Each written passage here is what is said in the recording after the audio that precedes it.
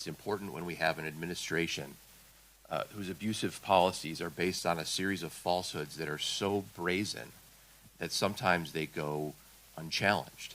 And they go unchallenged for so long that they get forgotten. And there's a real danger in that.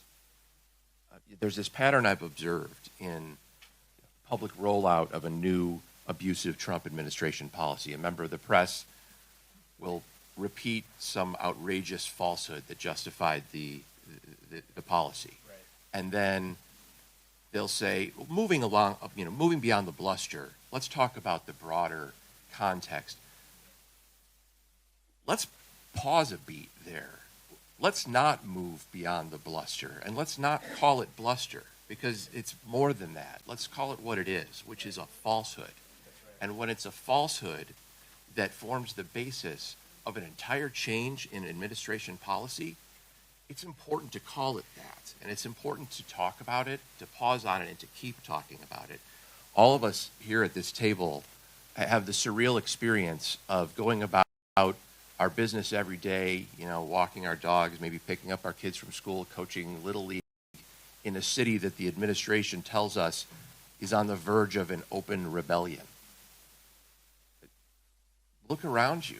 It's not. I mean, walk outside. It's outrageously false. And yet that is the justification for bringing troops to the streets of an American city.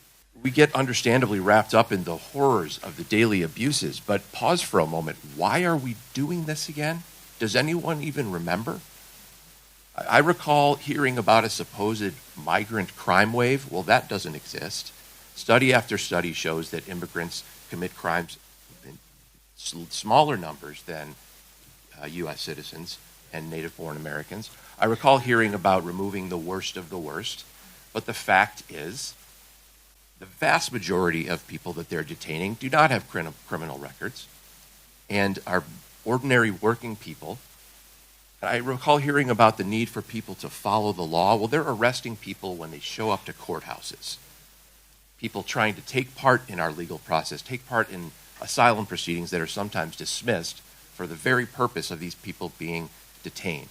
You can say there's a rebellion or a danger of rebellion and that it's impeding law enforcement, but there are videos and witnesses, and when they are lined up and the court looks at them, they determine that those claims are just not true.